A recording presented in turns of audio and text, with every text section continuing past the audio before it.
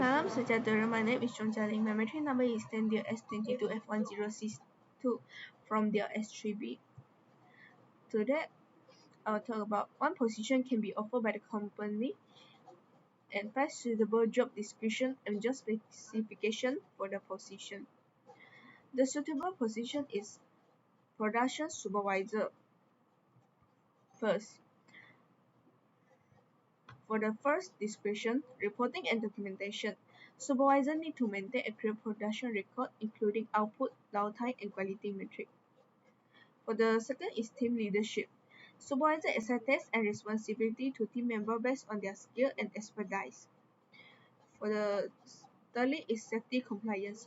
Supervisor make sure conduct and enforce safety regulations and protocols to ensure a secure working environment. For the fourthly is problem resolution. Supervisor need to address production-related issues promptly and implement corrective action. For the fifthly is production planning. Develop and execute production schedule to meet demand and delivery targets. For the job specification, first is education. The candidate should have degree in related field or equivalent practical experience. For the second is experience.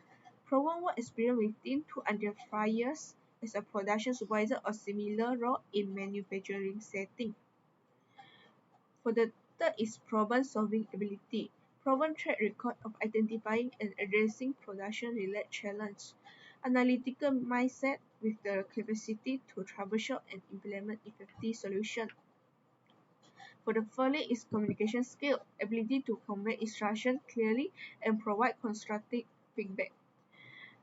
For the fifth is technical competence, proficiency in understanding and managing manufacturing equipment and processes, knowledge of production planning, scheduling, and resource allocation.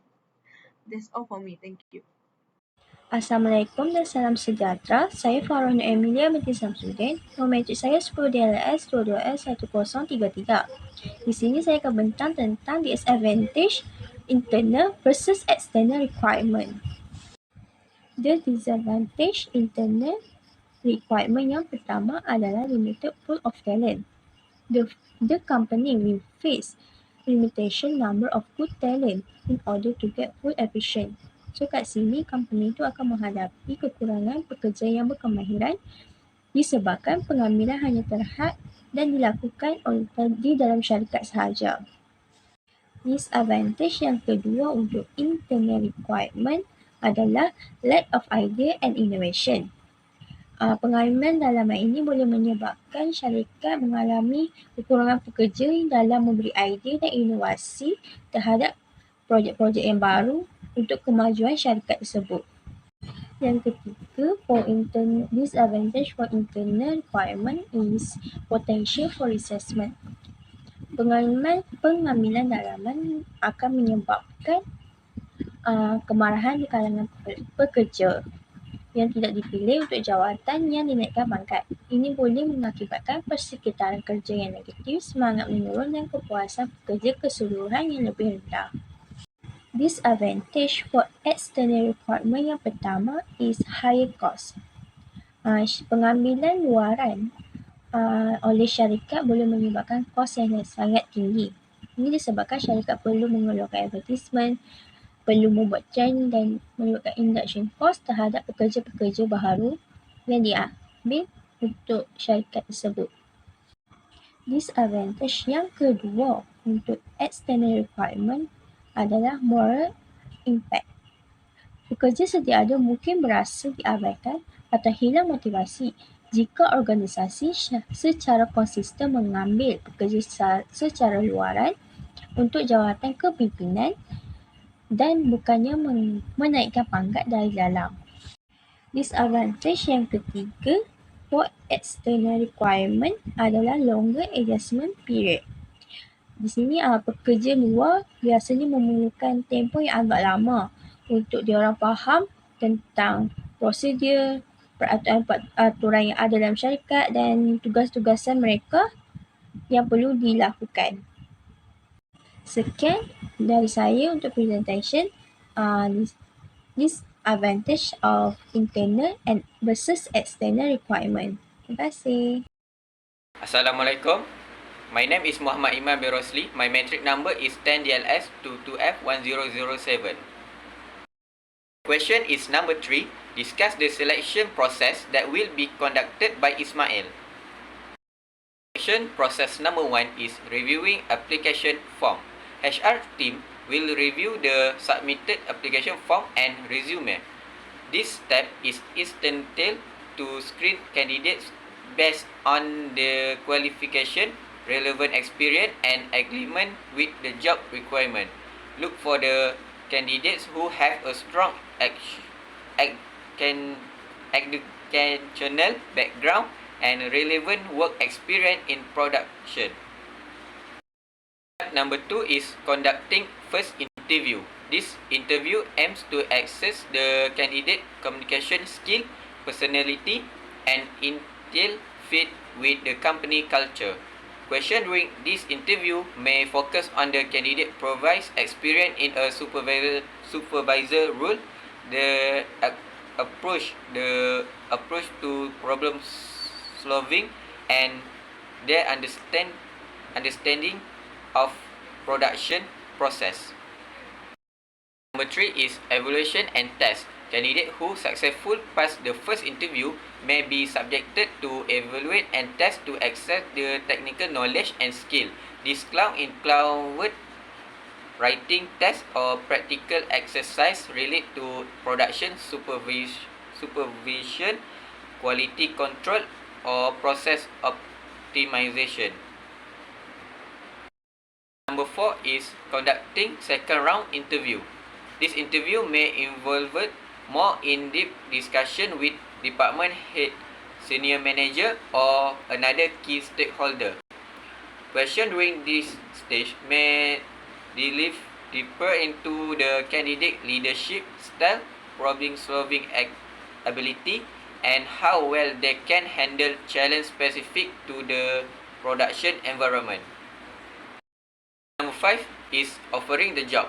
After the final interview, the HR team will extend a job offering to the most suitable candidate.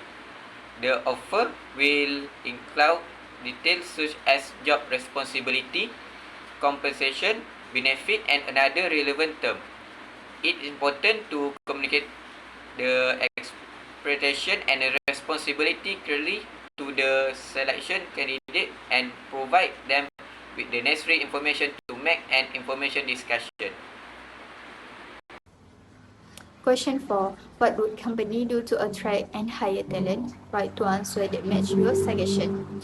Firstly, Jabil can offer very attractive compensation benefits and reward package to all candidates. For example, Jabil offering health insurance, provide retirement plan benefits, life insurance and disability insurance. Jabil also rewards overseas vacation based on employee performance. Next, Jabil Sendirian Berhad, employees will be given the opportunity to undergo training in Japan for 3 months. In addition, Jabil itself will sponsor the development of overseas training. Question 5.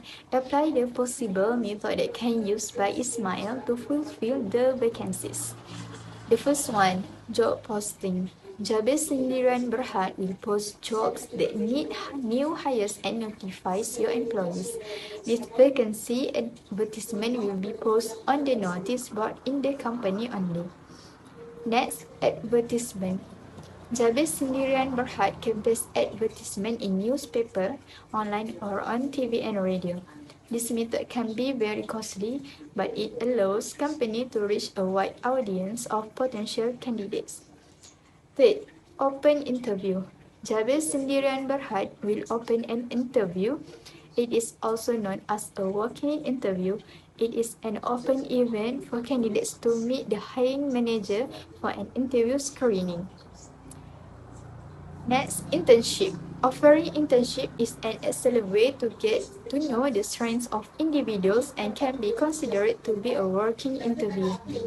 During the contact period, line and hiring manager in Jabil Sendirian Berhad can evaluate the potential to identify interns and apprentices who can be upskilled and developed to fill future roles. Lastly, employee referrals. Jabez Sendirian Berhad can use method employee referrals. It is a combination of internal and external recruitment. Existing staff are encouraged to refer people they know for vacancies. The value is that it's cost effective, quick, and you can trust the employee will not refer unsuitable candidates. Six is test the advantage and disadvantage of brainstorming in discussion making. Advantage number one is increased creativity and innovation. Brainstorm promote the generation of derived idea from team member, fostering creativity and innovation. Number two is enhance team collaboration. Brainstorming encourage active participation and collaboration among team members in a production setting involving the production team and discussion making process can boost morale and create a sense of shared responsibility. Next is advantage. Number one, advantage is potential of group thinking. Brainstorming session may something lead to group thinking, where individuals conform to popular opinion rate that explain device practice. This could limit the range of ideas and hinder critic things.